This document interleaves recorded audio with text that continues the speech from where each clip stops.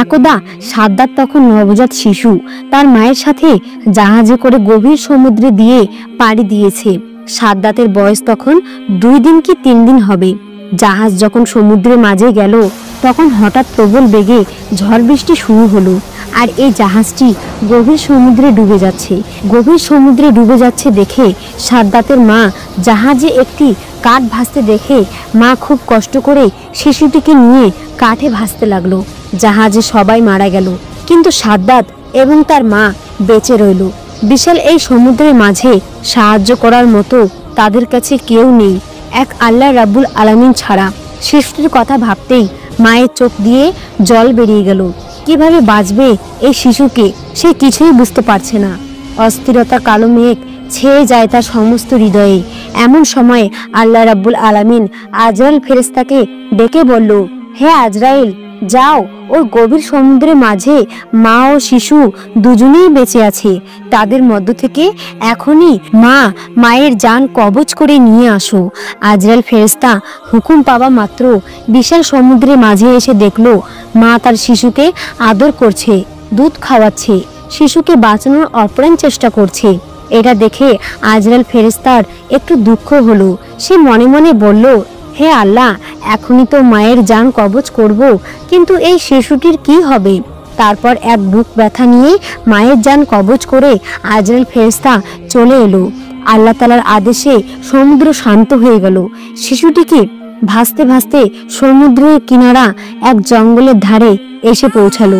শিশুটি কান্না করছে, কেননা তার খুব খিদে পেয়েছে। ওই জঙ্গলে ছিল বিশাল বাঘ ও বাঘিনী, তাদেরও বাচ্চা হয়েছিল, কিন্তু তাদের বাচ্চাগুলো কেউ বেঁচে নেই। আল্লাহ তাআলার আদেশে বাঘ শিশুটির দিকে এগিয়ে এলো। শিশুটিকে দেখে বাঘেরও এত মায়া হলো যে শিশুটিকে বাঘ দুধ পান করালো। এভাবেই সেদিন অতিবাহিত হয়ে গেল। পরের দিন একজন জেলে মাছ ধরার উদ্দেশ্যে ওই জঙ্গলের পাশ দিয়ে যাচ্ছিল। এমন সময় হঠাৎ করে তার চোখ গেল ওই শিশুটির দিকে। শিশুটিকে দেখে তার বুক খুব মায়া হলো। সে বলতে লাগলো, হে আল্লাহ, কি সুন্দর দেখতে এই বাচ্চাটি, জানি না এই বাচ্চাটি কার, এমন জায়গায় কিভাবে বাচ্চাটি বেঁচে আছে, তার তো খাবার কিছু নেই, জানি না কোন মায়ের এই সন্তান। এসব কথা ভাবতে ভাবতে তার এত মায়া হলো, শেষ পর্যন্ত সে বাচ্চাটিকে তুলে নিল এবং বাচ্চাটিকে নিয়ে আপন গোত্রের সর্দারের কাছে নিয়ে আসলো। তাদের সর্দার শিশুটিকে দেখে খুবই মুগ্ধ হলো এবং বলল, শিশুটি তুমি কোথায় পেয়েছো? তুমি কি জানো এর মা বাবা কোথায় আছে? আমাদের উচিত তার মা বাবার কাছে দিয়ে দেওয়া। তখন লোকটি বলল, সর্দারজি, আমি জঙ্গলের পাশ দিয়ে যাবার সময় দেখলাম জঙ্গলের মধ্যে একটি গাছের নিচে বাচ্চাটি কন্দরত অবস্থায় আছে। আশেপাশে কেউ ছিল না, মনে হয় তার মা বাবা ইন্তেকাল করেছে। তাকে দেখে আমার খুব মায়া হলো, এই জন্যই আপনার কাছে নিয়ে আসলাম। তখনই সর্দারজি বলল, ঠিক আছে, আমারও কোনো সন্তান নেই, এই শিশুটির দায়িত্ব আমি নিলাম। আজ থেকে আমি এই শিশুটিকে লালন পালন করব। এভাবেই শিশু সাদ্দাত বড় হতে লাগলো। বাচ্চাটির বয়স 8-9 বছর বয়সে উপনীত হলো। অন্যান্য বাচ্চাদের সাথে সেও মাঠে খেলা করতে যেত। অন্যান্য বাচ্চাদের মধ্যে সে ছিল খুবই সুন্দর এবং স্বাস্থ্যবান। তার মায়াময় চেহারা সকলকে আকর্ষণ করত। সে ছিল খুবই স্বাস্থ্যবান এবং চালাক। তার ছিল ভীষণ সাহস। একদিন সে মাঠে খেলা করছিল, তারপর হঠাৎ সে দেখলো কিছু সৈন্য পার্শ্ববর্তী রাস্তা দিয়ে এগিয়ে চলছে। এটা দেখে সবাই ভয়ে পালিয়ে গেল, কিন্তু বাচ্চা সাদ্দাত সেখানেই দাঁড়িয়েছিল। সৈন্যদের মধ্যে একজনের চোখ অন্ধ ছিল। সে জানতো অন্ধত্ব দূরীকরণের সুরমা একটি মহা ঔষধ, তাই সে যখন যেখানেই যেত সুরমার খোঁজ করত। রাস্তার পাশ দিয়ে যাবার সময় ওই অন্ধ সেনা একটি সুন্দর কৌটার অনুসন্ধান করলো। সেটি তুলে দেখলো এটি সুরমার কৌটো। এতে করে সে অনেক খুশি হলো। সৈন্যটি কৌটি খুলে তার চোখে সুরমা লাগাতে যাবে, এমন সময় আরেকজন সৈন্য বলল, আপনি চোখে লাগানোর আগে সুরমাটি পরীক্ষা করুন, এই সুরমার মধ্যে ক্ষতিকর কিছু তো থাকতে পারে। তখন সে বলল, কিভাবে পরীক্ষা করব? এবার অন্য একজন সৈন্য বলল, ওই দেখুন, ওই যে বাচ্চাটি দাঁড়িয়ে রয়েছে, ওকে দিয়ে পরীক্ষা করুন। এবার ওই সৈন্যটি তাকে বলল, তুমি এখানে দাঁড়িয়ে আছো কেন? এদিকে এসো। বাচ্চাটি তাদের ভয় না করে এগিয়ে এলো এবং বলল, আমাকে ডেকেছেন কেন? আমি তো কিছুই করিনি। সৈন্যটি বলল, এই সুরমাটি তুমি চোখে লাগাও তো। বাচ্চাটি ভয় না করে সুরমা চোখে দিল। সুরমা চোখে দেওয়া মাত্রই তার অন্তর্চক্ষু খুলে গেল। দুনিয়ার সমস্ত বস্তু তার দৃষ্টিগোচর হতে লাগলো। এমনকি জমিনের নিচে থাকা সমস্ত স্বর্ণ, রূপা, হিরে আরো সমস্ত দামি দামি খাজনা দেখতে পেল। বাচ্চাটি ছিল খুবই চালাক। শুধু চালাক নয়, প্রতারক। বাচ্চাটি মনে মনে বলল, এইসব কথা এদেরকে বলা যাবে না, আমাকে অন্য কিছু বলতে হবে। অন্যদিকে এক সৈন্য বলল, কি ব্যাপার, তুমি কিছুই বলছো না কেন? কি হয়েছে তোমার? আর তখনই বাচ্চাটি মিথ্যা অভিনয় করে কাঁদতে কাঁদতে বলল, সুরমা লাগানোর ফলে চোখে মারাত্মক ব্যথা অনুভব হচ্ছে, আমার চোখ জ্বলে যাচ্ছে, এখন আমি কি করব? আপনারা আমাকে কি চোখে দিয়েছেন? এই কথা শুনে একজন সৈন্য অন্ধ ওই সৈন্যকে বলল, মনে হয় সুরমায় কোনো ভেজাল মিশ্রিত আছে, এটা ওই আসল সুরমা নয়। এরপর তারা সুরমার কৌটা ফেলে ভয়ে ওই স্থান ত্যাগ করলো। বাচ্চাটি দ্রুত ওই সুরমার কৌটা নিয়ে বাড়িতে চলে এলো। বাড়িতে এসে তার বাবার নিকট বলল, বাবা, আমি এমন এক জিনিস পেয়ে গেছি যেটি দিয়ে খুব তাড়াতাড়ি আমরা রাজা হয়ে যাব। তখন তার বাবা বলল, কি এমন পেয়েছো? তখন বাচ্চাটি বলল, বাবা, আমি এমন এক সুরমা পেয়েছি যেটা চোখে লাগালে জমিনের নিচে সমস্ত স্বর্ণ, রূপা, হিরে, মণিমুক্ত সবকিছু দেখতে পাই। তখন বাবা বলল, বড় আনন্দের কথা শোনালে। বাবা, তোমার কোনো ভয় নেই, আমার অনেক লোকজন আছে, আরও আছে অসংখ্য ঘোড়া ও গাধা। তুমি চোখে সুরমা লাগিয়ে চলো, তুমি যেখানেই স্বর্ণরূপা খাজনা দেখতে পাবে তখনই আমাদেরকে বলবে, আমরা উঠিয়ে নেব। এভাবেই 10 বছর পর বাচ্চাটি যখন পূর্ণ যুবকে পরিণত হলো, তখন হঠাৎ একদিন সর্দার মৃত্যুবরণ করলো। সর্দারের মৃত্যুর কিছুদিন পর একজন বলল, এখন আমাদের সর্দার কে হবে? অপরদিকে থাকা একজন ব্যক্তি বলল, যেহেতু আমাদের সর্দার তাকে লালন পালন করে বড় করে তুলেছে, তাই এই যুবককে সর্দার করা হোক। সবার অনুমতিতে এই যুবককে সর্দার করা হলো। কিছুদিন পর যুবক সাদ্দাত অনেক অহংকারী হয়ে গেল, কারণ তার কাছে প্রচুর ধন সম্পদ ছিল। সে কারো পরোয়া করত না, এমনকি দেশের বাদশাকেও সে পরোয়া করত না।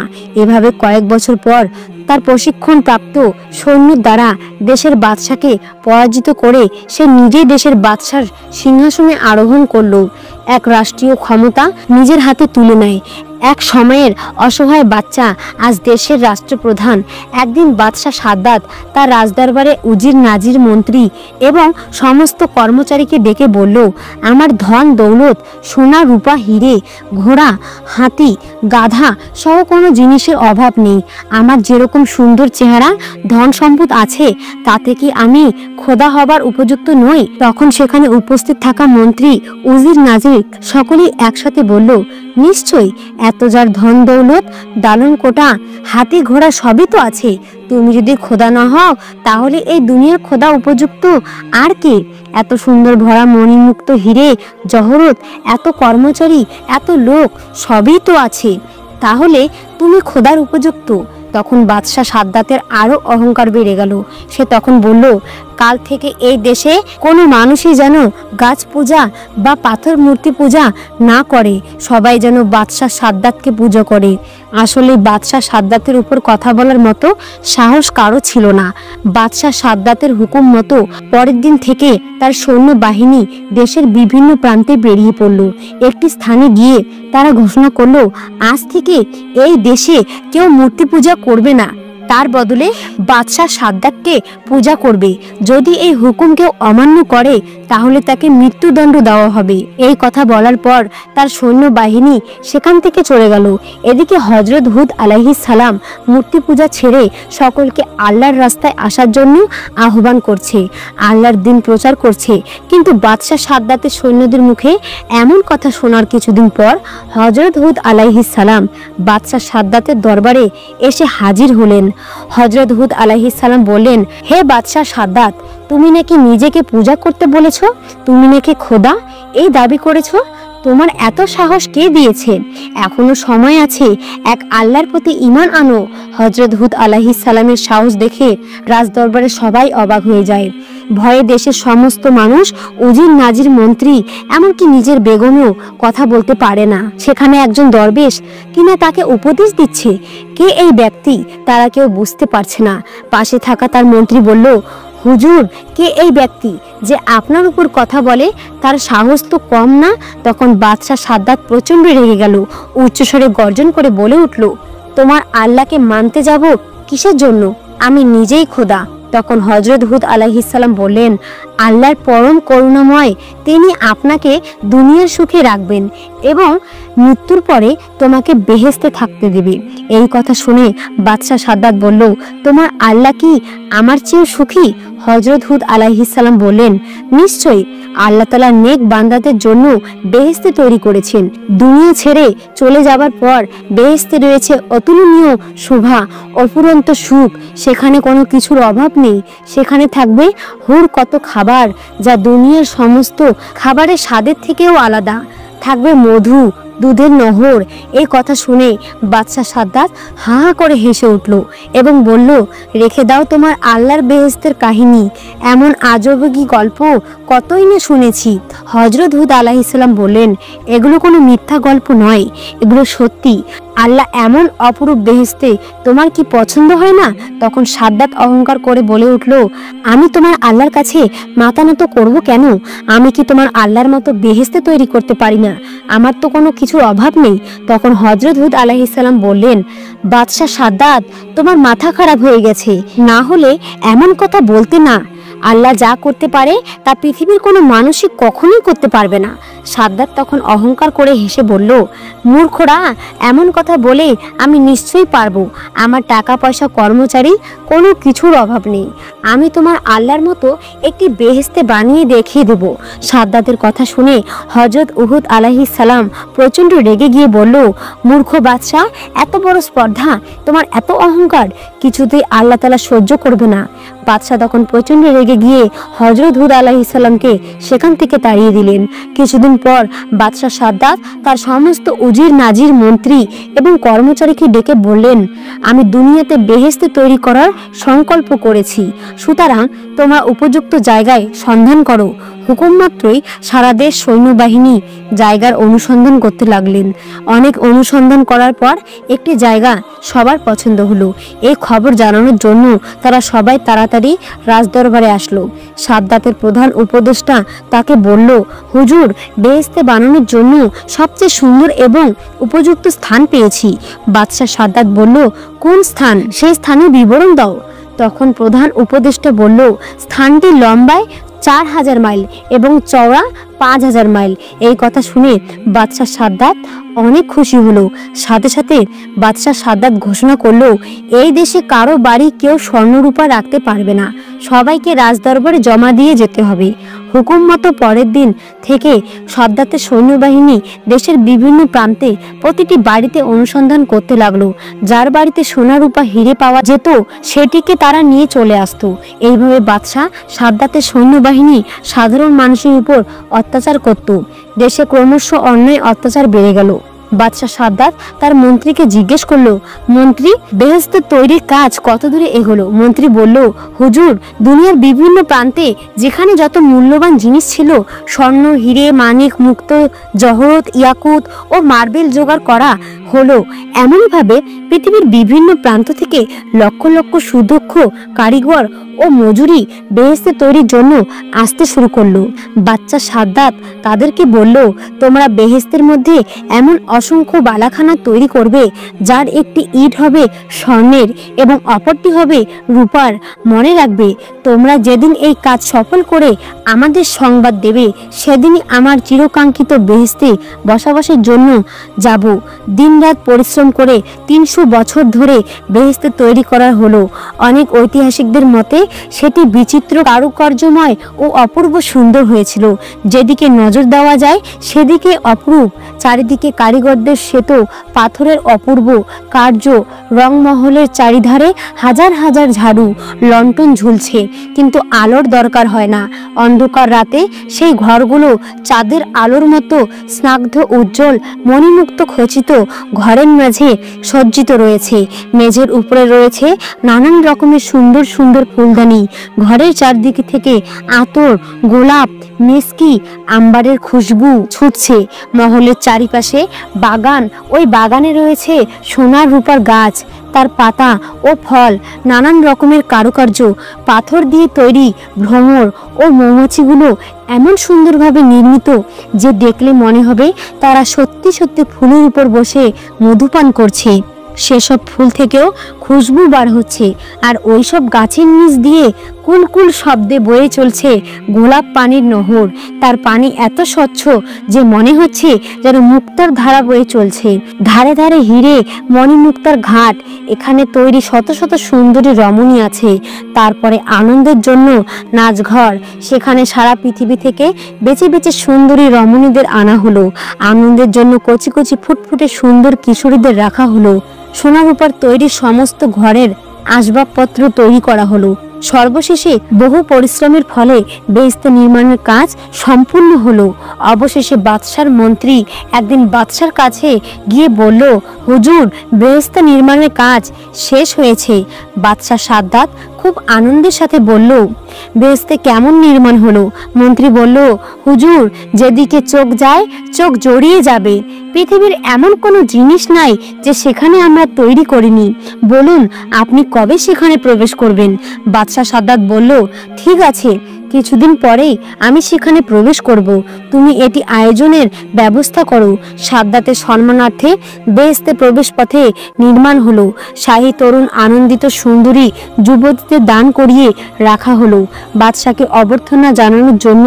মোট কথা, বাদশার আনন্দ আরাম আয়াসের জন্য যত কিছুর প্রয়োজন সবই তারা করলো। বেহেশতে প্রবেশের নির্ধারিত সময় উপস্থিত সকল প্রকার প্রস্তুতি সম্পূর্ণ বাদশাহ শাহী পোশাকে সজ্জিত হয়ে তার মন্ত্রী, উজির, নাজির, কর্মচারী সমস্ত লোকজনকে নিয়ে প্রবেশের জন্য এগিয়ে চলল। কিছু দূর যাবার পর দূর থেকে নজর পড়ল বেহেশতের একটা অংশ এত চমকপ্রদ যে চোখ ঝলসে যেতে লাগলো। আনন্দে সাদ্দাতের মুখ থেকে কথা বের হলো না। মনে মনে বলল, এই তো আমার বেহেশত, এখানে আমি খোদা হয়ে বসবো। এমনই ভাবে তারা প্রায় বেহেশতের কাছে এসে পড়ল। বাদশাহ সাদ্দাত যখন বেহেশতের দরজার কাছে এসে পড়ল, ঠিক এমন সময় আল্লাহ রাব্বুল আলামিন হযরত আজরাইল ফেরেশতাকে ডেকে বলল, হে আজরাইল, যাও বাদশাহ সাদ্দাতের এখনই জান কবজ করে নিয়ে আসো। দুনিয়ার বুকে বেহেশতে বানানোর আশা আকাঙ্ক্ষা তার চিরতরে মিটিয়ে দাও। আল্লাহ রাব্বুল আলামিনের হুকুম পাওয়া মাত্রই হযরত আজরাইল ফেরেশতা সাদ্দাতের সে বানানো বেহেশতের দরজায় একটি সুন্দর যুবক সেজে দাঁড়িয়ে রইল। তার সুন্দর চেহারা দেখে খুশি হয়ে বাদশাহ সাদ্দাত তাকে জিজ্ঞেস করলো, তুমি কি বেহেশতের দারোয়ান? যুবক উত্তরে বলল, আমি মালাকুল মাউত আজরাইল। ফেরেশতা সাদ্দাত একটু হতভম্ব হয়ে গেল। সে বলল, তার মানে?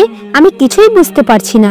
আমি আজরাইল ফেরেশতা, তোমার জান কবজ করার জন্য আল্লাহ তাআলা আমাকে পাঠিয়েছে। সাদ্দাত ক্রোধে উদ্দাম হয়ে উঠল, চিৎকার করে বলল, সাবধান! আমার সঙ্গে তামাশা করে অপেক্ষা না করেই সে নিজে তার সঙ্গে মোকাবেলা করার জন্য প্রস্তুত হলো। কিন্তু কি আশ্চর্য, সে ওখানে পাথরের মতো থমকেই রইল। ভয়ে তার সারা শরীর দিয়ে ঝরঝর করে ঘাম বেরোতে লাগলো।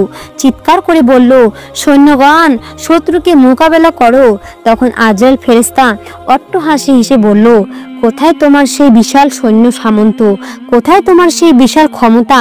সাদ্দাত ভালো করে লক্ষ্য করে দেখল তার সৈন্য সামন্ত, উজির, নাজির, মন্ত্রী, কর্মচারী যে যেখানেই ছিল সবাই একেবারে নিশ্চিহ্ন হয়ে গেছে।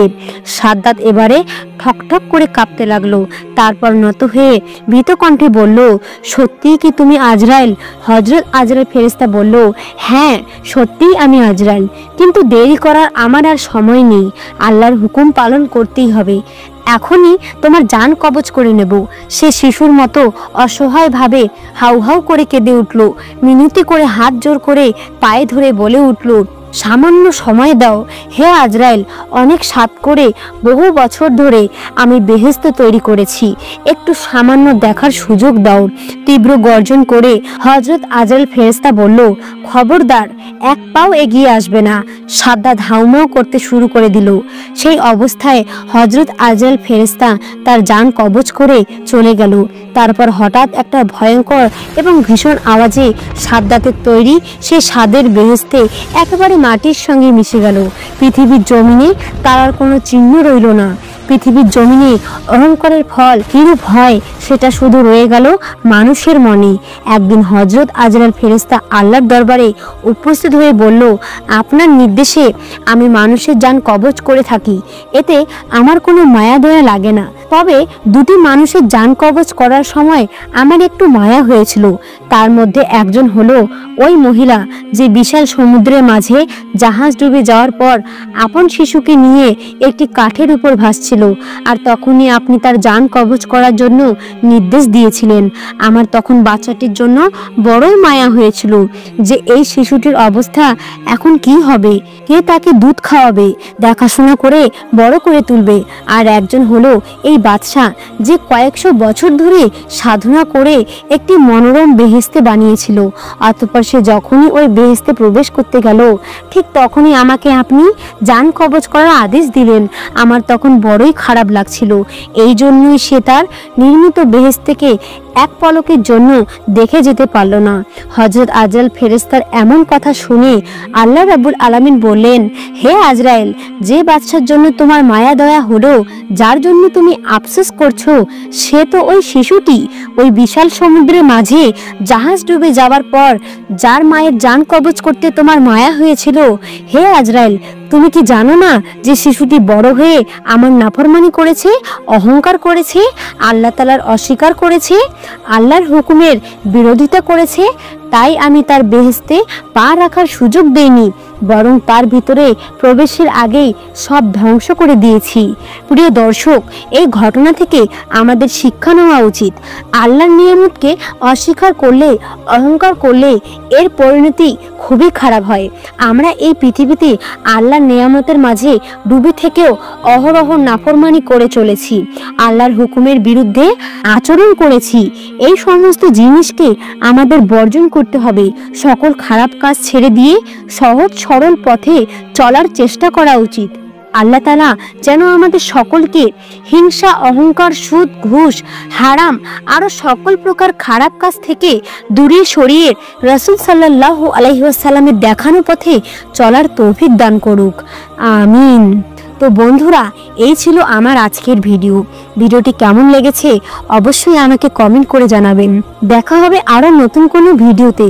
সেই পর্যন্ত ভালো থাকুন, সুস্থ থাকুন। আল্লাহ হাফেজ।